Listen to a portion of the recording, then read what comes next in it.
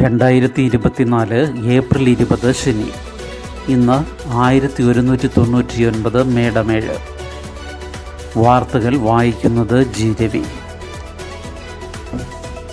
ഇറാനിൽ ഇസ്രായേൽ ആക്രമണം ഒന്നും സംഭവിച്ചിട്ടില്ലെന്ന് ഇറാൻ നഗരമായ ഇസ്ഫഹാനിലെ വ്യോമസേന താവളത്തിന് നേരെ ഇസ്രായേലിൻ്റെ ഡ്രോൺ ആക്രമണം ഒന്നും സംഭവിച്ചിട്ടില്ലെന്ന് പ്രതികരിച്ച ഇറാൻ തിരിച്ചടിക്കാൻ ഉദ്ദേശിക്കുന്നില്ലെന്നും വ്യക്തമാക്കി. ആക്രമണം നടത്തിയെന്ന് ഇസ്രായേൽ ഔദ്യോഗികമായി പ്രഖ്യാപിച്ചില്ലെങ്കിലും ആക്രമണം നടത്തുന്നതിന് മുൻപേ ഇസ്രായേൽ തങ്ങളുടെ വിവരം അറിയിച്ചിരുന്നതായി ഇറ്റലിയിൽ നടക്കുന്ന G7 വിദേശകാര്യ മന്ത്രിമാരുടെ യോഗത്തിൽ US പറഞ്ഞു. ഇറാൻ്റെ ആണവ പദ്ധതി സ്ഥിതി ചെയ്യുന്ന ഇസ്ഫഹാനിൽ ആകാശത്ത് ഇന്നലെ രാവിലെ സ്ഫോടനങ്ങളുണ്ടായെന്നും ഇത് ഇറാൻ്റെ വ്യോമ പ്രതിരോധ സംവിധാനം 3 ഡ്രോണുകൾ വെടിവെച്ചിട്ടതാണെന്നും ഇറാൻ അധികൃതർ അറിയിച്ചു.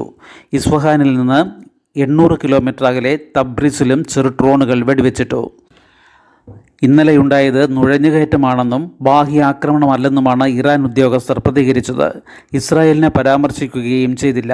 ഇരു രാജ്യങ്ങളിലെയും മാധ്യമങ്ങളും സംഭവം പ്രാധാന്യം കുറച്ചാണ് റിപ്പോർട്ട് ചെയ്തത്. രാജ്യത്തിനകത്തു നിന്നുണ്ടായ ലഘു ആക്രമണമാണെന്നും നാശമില്ലെന്നും ഇറാൻ സേനാ മേധാവിയും പ്രസ്താവിച്ചു. ഡ്രോൺ ആക്രമണത്തിൽ ഇറാനിലെ ആണവ കേന്ദ്രങ്ങൾക്ക് നാശമുണ്ടായിട്ടില്ലെന്ന് രാജ്യാന്തര ആണവോർജ ഏജൻസി സ്ഥിരീകരിച്ചു. മണിപ്പൂരിൽ പോളിംഗിൽ അക്രമം, ഒരാൾക്ക് പരിക്ക്. കലാപമടങ്ങിയിട്ടില്ലാത്ത മണിപ്പൂരിൽ വോട്ടെടുപ്പിനിടെ പലയിടത്തും അക്രമം. മൊയ്രാങ്ങിൽ കോൺഗ്രസ് ബൂത്ത് ഏജന്റിനെ സായുധ സംഘം പിടിച്ചിറക്കിക്കൊണ്ടുപോയി. തുടർന്നുള്ള വെടിവയ്പിൽ ഒരാൾക്ക് പരിക്കേറ്റു. ബൂത്തിലെത്തിയ സംഘം കോൺഗ്രസിൻ്റെയും BJPയുടെയും ഏജന്റുമാർ ആരെന്ന് ചോദിച്ച ശേഷം കോൺഗ്രസ് ഏജന്റിനെ ബലമായി പിടിച്ചുകൊണ്ടുപോവുകയായിരുന്നു. ഛത്തീസ്ഗഡിൽ 2 മരണം. ഛത്തീസ്ഗഡിലെ ബീജാപൂരിൽ നക്സലുകൾ നടത്തിയ IED സ്ഫോടനത്തിൽ CRPF അസിസ്റ്റന്റ് കമാൻഡന്റ് കൊല്ലപ്പെട്ടു. ഇതേ ജില്ലയിൽ മറ്റൊരിടത്ത് ഗ്രനൈഡ് ലോഞ്ചറിലെ ഷെൽ അബദ്ധത്തിൽ പൊട്ടി CRPF ജവാൻ മരിച്ചു. തമിഴ്നാട്ടിൽ ക്യൂ നിൽക്കുന്നതിനിടെ ശാരീരിക അസ്വാസ്ഥ്യമുണ്ടായ 3 പേർ മരിച്ചു. ആദ്യഘട്ട പോളിംഗ് 62.37%. ലോക്സഭാ തിരഞ്ഞെടുപ്പിൻ്റെ ആദ്യഘട്ടത്തിൽ 62.37% പോളിംഗ്. അന്തിമ കണക്കുകളിൽ ചെറിയ വ്യത്യാസമുണ്ടായേക്കാം. 21 സംസ്ഥാനങ്ങളിലെയും കേന്ദ്രഭരണ പ്രദേശങ്ങളിലെയും 102 മണ്ഡലങ്ങളിലേക്കായിരുന്നു വോട്ടെടുപ്പ്. 2019 85.21% പേർ വോട്ട് ചെയ്ത ലക്ഷദ്വീപിലും 81.19% പേർ വോട്ട് ചെയ്ത പുതുച്ചേരിയിലും ഇത്തവണ പോളിംഗ് കുറഞ്ഞു. ത്രിപുരയിലാണ് ഉയർന്ന പോളിംഗ് 80.17%. ഇവിടെ ത്രിപുര വെസ്റ്റിലായിരുന്നു വോട്ടെടുപ്പ്. മണിപ്പൂരിലെ കുക്കി മേഖലകളിൽ 86% വരെ പോളിംഗ് രേഖപ്പെടുത്തി. നാഗാലാൻഡിലെ 6 ജില്ലകളിൽ ഈസ്റ്റേൺ നാഗാലാൻഡ് പീപ്പിൾ ഫ്രണ്ടിൻ്റെ ബഹിഷ്കരണ ആഹ്വാനത്തെ തുടർന്ന് ആരും വോട്ട് ചെയ്തില്ല. വെള്ളക്കെട്ടൊഴിയാതെ ഷാർജ വിമാനയാത്രാ തടസ്സം തുടരുന്നു. ചരിത്രത്തിലെ ഏറ്റവും വലിയ മഴ പെയ്ത് 4 ദിവസം പിന്നിട്ടിട്ടും വെള്ളക്കെട്ടൊഴിയാതെ UAE. ഷാർജയിലും ദുബായിലെ ചില മേഖലകളിലുമാണിത് തുടരുന്നത്. ഷാർജയിൽ വൈദ്യുതി ഇനിയും പുനഃസ്ഥാപിച്ചിട്ടില്ല. സന്നദ്ധ പ്രവർത്തകർ എത്തിക്കുന്ന ഭക്ഷണം, ശുദ്ധജലം, മരുന്ന് എന്നിവയെ ആശ്രയിച്ചാണ് പലരും കഴിയുന്നത്. ഷാർജ, അൽ വാഹ്ദ, അൽ ഖാസിമിയ, അൽ മജാസ് തുടങ്ങിയ പ്രദേശങ്ങളിലേക്കുള്ള ഗതാഗതവും പുനഃസ്ഥാപിച്ചിട്ടില്ല. ചെറിയ വള്ളങ്ങളിലാണ് അവശ്യ സാധനങ്ങൾ എത്തിക്കുന്നത്. ദുബായ് നഗരത്തിലും ചില റോഡുകളിൽ ഗതാഗത തടസ്സമുണ്ട്. മെട്രോ സർവീസും പൂർണ്ണമായി പഴയ നിലയിലായിട്ടില്ല. ഷാർജയിൽ 3 ഫിലിപ്പീൻ സ്വദേശികൾ മരിച്ചതോടെ മഴക്കെടുതിയിൽ UAEയിൽ മരിച്ചവരുടെ എണ്ണം 4ആയി. ദുബായിൽ നാളെ മുതൽ വിമാന സർവീസ് സാധാരണ നിലയിലാകുമെന്നാണ് സൂചന. എമിറേറ്റ്സ്, ഫ്ലൈ ദുബായ് എന്നിവ പൂർണ്ണതോതിൽ സർവീസ് ആരംഭിച്ചിട്ടുണ്ട്. എയർ ഇന്ത്യ എക്സ്പ്രസ് എന്നിവ നാളെ ഭാഗികമായി സർവീസ് പുനരാരംഭിക്കും. വിദേശ രാജ്യങ്ങളിലെ വിമാന കമ്പനികളും ഭാഗികമായി സർവീസ് നടത്തുന്നു. ദുബായ് രാജ്യാന്തര വിമാനത്താവളത്തിൽ ഇന്നലെ ഉച്ച മുതലുള്ള 48 മണിക്കൂർ വിദേശ സർവീസുകൾക്ക് നിയന്ത്രണം ഏർപ്പെടുത്തി. നാട്ടിൽ എത്തേണ്ടവരുടെ യാത്ര മുടങ്ങിയത് പ്രതിഷേധത്തിന് ഇടയാക്കിയിട്ടുണ്ട്. സർവീസ് നിയന്ത്രണമുള്ളതിനാൽ അത്യാവശ്യക്കാർ മാത്രമേ യാത്ര ചെയ്യാവൂവെന്ന് ഇന്ത്യൻ എംബസി അഭ്യർത്ഥിച്ചു. ശാരീരിക വെല്ലുവിളിയുള്ള കുട്ടികൾക്ക് സ്കൂൾ ബസ് ഫീസിൽ ഇളവ്. ശാരീരിക വെല്ലുവിളി നേരിടുന്ന സാമ്പത്തിക പിന്നാക്ക വിദ്യാർത്ഥികൾക്ക് സ്കൂൾ ബസ് ഫീസ് ഇളവ് നൽകണമെന്ന് പൊതുവിദ്യാഭ്യാസ ഡയറക്ടറുടെ ഉത്തരവ്. ഈ വിഭാഗത്തിൽപ്പെട്ട കുട്ടികൾക്ക് സ്കൂൾ ബസ്സിൽ സീറ്റ് സംവരണം നിർബന്ധമാക്കിയെന്നും പൊതുവിദ്യാഭ്യാസ ഉപഡയറക്ടർമാർക്ക് നൽകിയ ഉത്തരവിൽ പറയുന്നു. നവകേരള സദസ്സിൽ മുഖ്യമന്ത്രി പിണറായി വിജയന് ലഭിച്ച പരാതിയുടെ അടിസ്ഥാനത്തിലാണ് ഉത്തരവ്. മലപ്പുറം കക്കാട് GMUP സ്കൂൾ വിദ്യാർത്ഥി ഫാത്തിമ സന്നയിയാണ് പരാതി നൽകിയത്.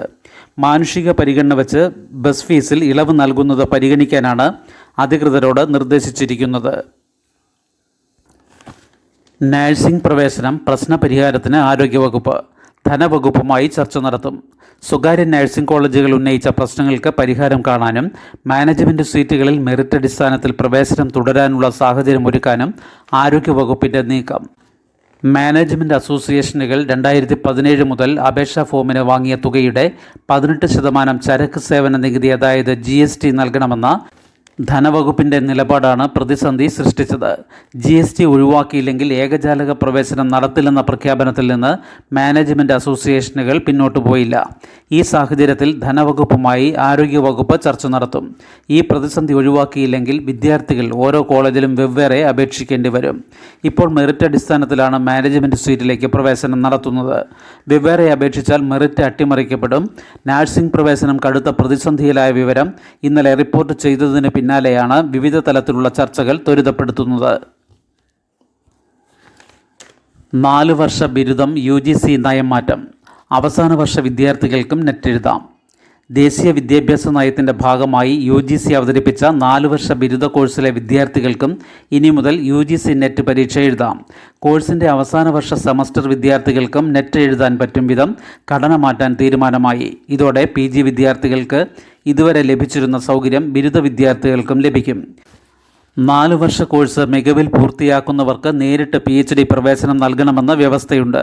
എന്നാൽ PhD പ്രവേശനത്തിനുള്ള യോഗ്യതയായി നെറ്റിനെ അടുത്തിടെ തീരുമാനിച്ചതോടെയാണ് പുതിയ നടപടി. ആയുഷ് PG എൻട്രൻസ് അപേക്ഷ മെയ് 15 വരെ. ആയുഷ് PG കോഴ്സുകൾക്കുള്ള ഏക പ്രവേശന പരീക്ഷ എല്ലാ ആയുഷ് ശാഖകളിലെയും അതായത് ആയുർവേദം, ഹോമിയോപ്പതി, സിദ്ധ, യുനാനി ഉൾപ്പെടെ MD, MS കോഴ്സുകളിലെ ഈ വർഷത്തെ പ്രവേശനത്തിനുള്ള ഏക പ്രവേശന പരീക്ഷയാണ് India AYUSH post graduate entrance test. National testing agency നടത്തുന്ന ഈ എൻട്രൻസ് പരീക്ഷയിൽ പങ്കെടുക്കാൻ മെയ് 15 രാത്രി 11:50 വരെ ഓൺലൈൻ അപേക്ഷ സമർപ്പിക്കാം. അപേക്ഷാ ഫീസ് 2700 രൂപ. പിന്നാക്കം, സാമ്പത്തിക പിന്നാക്കം 2450 രൂപ. പട്ടികജാതി, ഭിന്നശേഷി, ട്രാൻസ്ജെൻഡർ വിഭാഗക്കാർ 1800 രൂപ. അപേക്ഷകർ അംഗീകൃത ആയുർവേദ, ഹോമിയോ അല്ലെങ്കിൽ സിദ്ധ, യുനാനി ബാച്ചിലർ ബിരുദവും രജിസ്ട്രേഷൻ നേടി 1 വർഷത്തെ ഇൻറ്റേൺഷിപ്പ് ഈ വർഷം ജൂൺ 30 പൂർത്തിയാക്കിയിരിക്കണം. സർട്ടിഫിക്കറ്റ് കൗൺസിലിംഗ് സമയത്ത് ഹാജരാക്കണം. ബ്രഹ്മോസ് കയറ്റുമതി ആരംഭിച്ചു. ആദ്യ സെറ്റ് ഫിലിപ്പീൻസിന്. ഇന്ത്യ ബ്രഹ്മോസ് മിസൈലുകളുടെ കയറ്റുമതി ആരംഭിച്ചു. ഫിലിപ്പീൻസിലേക്കാണ് ആദ്യമായി മിസൈലുകൾ കയറ്റി അയക്കുന്നത്. ഇവ കൈമാറി. മിസൈലുകൾക്ക് പുറമെ അവയുടെ ലോഞ്ചറുകൾ, റഡാർ യൂണിറ്റ്, കൺട്രോൾ സെൻറ്റർ എന്നിവയും കൈമാറി. മിസൈൽ ഉപയോഗിക്കാനുള്ള പരിശീലനവും ഇന്ത്യ ലഭ്യമാക്കും. ദുബായിലേക്ക് പോയ വിമാനം ഇറങ്ങാനാകാതെ തിരിച്ചെത്തി. മഴ കാരണം ഇറങ്ങാനാകാത്തതിനാൽ മസ്കത്ത് വഴി തിരിച്ചുവിട്ടു. കോഴിക്കോട് വിമാനത്താവളത്തിൽ നിന്ന് ദുബായിലേക്ക് പുറപ്പെട്ട വിമാനം മഴ മൂലം അവിടെ ഇറക്കാനാവാതെ മസ്കറ്റിൽ ഇറക്കി ഇന്ധനം നിറച്ച ശേഷം കോഴിക്കോട്ടേക്ക് തന്നെ തിരിച്ചെത്തി. അടിയന്തര ആവശ്യങ്ങൾക്കായി യാത്ര ചെയ്തവരും അടുത്ത ദിവസങ്ങളിൽ ജോലിയിൽ പ്രവേശിക്കേണ്ടവരും അടക്കമുള്ള യാത്രക്കാർ വിമാനത്തിലുണ്ടായിരുന്നു. ശുഭദിനം. നന്ദി.